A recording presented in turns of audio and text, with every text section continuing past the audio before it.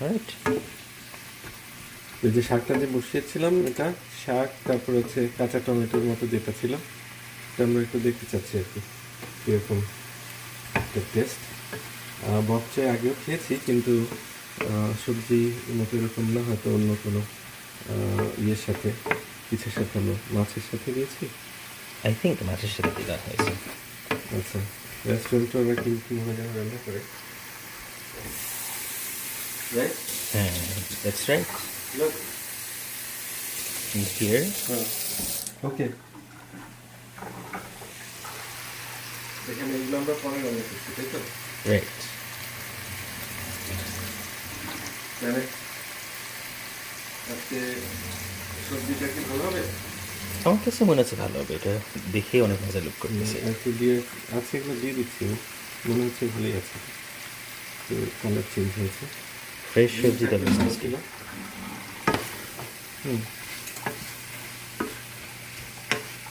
আমরা একটু ঢেকে দিই না, ইয়েস। তারপর একটু সবজি রান্না করবো।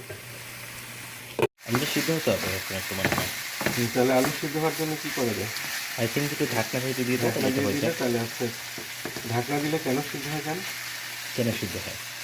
এই যে আমাদের বাইরে যে স্টিম, এটা থেকে যে স্টিমটা উঠতেছে না, হ্যাঁ, স্টিমটা চলে যাচ্ছে, যখন ঢাকনা দিয়ে দেবো স্টিমটা এখানে ট্র্যাপ হয়ে যাবে, তখন রাইট হিট অনেক বেড়ে যাবে ভেতরে, রাইট, এই ঢাকনাটা। রাইট? হিট যখন বেড়ে যায় তখন সিদ্ধ হতে সুবিধা হয়। হ্যাঁ, অফকোর্স। এখানে আমাদের ইয়ে সবজিটা। ওকে, তাহলে তারপর আর কি এখানের মধ্যে এটা কালার চেঞ্জ হয়ে সবগুলো। তাহলে প্রত্যেকটা খাদ্যের প্রত্যেকটা উপাদানের প্রয়োজনীয়তা আছে। এই যে গ্রিন চিলি, এটা গ্রিন কালার, হুম, রাইট? রাইট। গ্রিন কালার, এর মধ্যে ভাইটামিন থাকে, ভিটামিন সি, সি জাতীয় গ্রিন গ্রিন জায়গায় থাকে। তাহলে যেমন লেমনের মধ্যে ভিটামিন সি থাকে, গ্রিন পেপারেও থাকে, আচ্ছা। পটেটোর মধ্যে আছে কার্বোহাইড্রেট, শর্করা, বিটরুটে আছে যেহেতু লাল রঙের, আয়রনের রং লাল, হ্যাঁ, হ্যাঁ, আয়রন। আবার এর মধ্যে আমরা দিয়েছি হলুদের গুঁড়া, মরিচের গুঁড়া। হলুদের গুঁড়াটা খুব দরকারি জিনিস, কেন? ওর মধ্যে অ্যান্টি ইনফ্লামেটরি উপাদান থাকে, right? ব্র্যান্ডিং সবজি অবশ্যই। মানে প্রদাহ কমায়, যে কোনো রোগের সাথে প্রদাহের একটা, ইনফ্লামেশনের একটা রিলেশন আছে।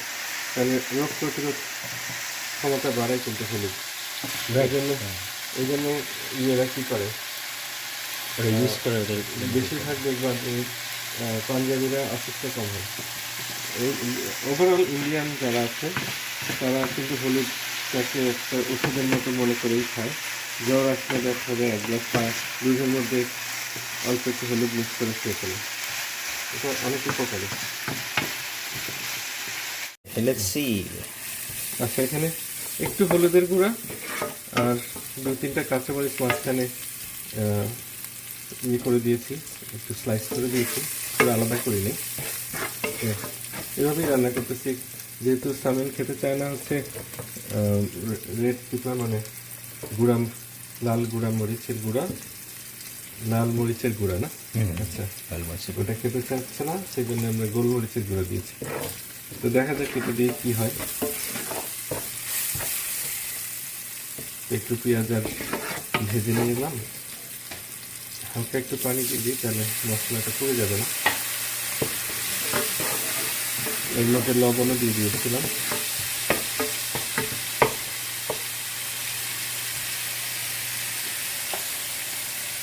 এই যে এগুলো দিচ্ছি, হ্যাঁ, রাইট?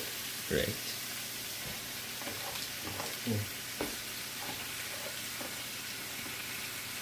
ওকে,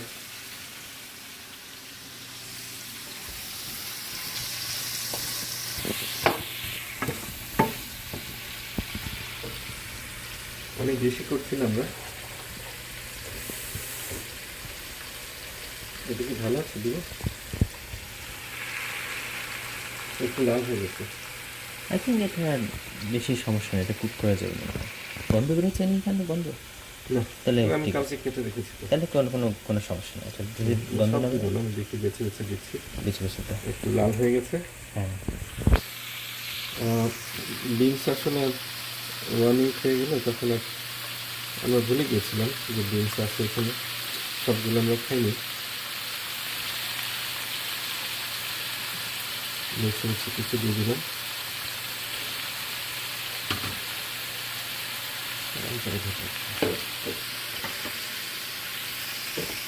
ওকে, সো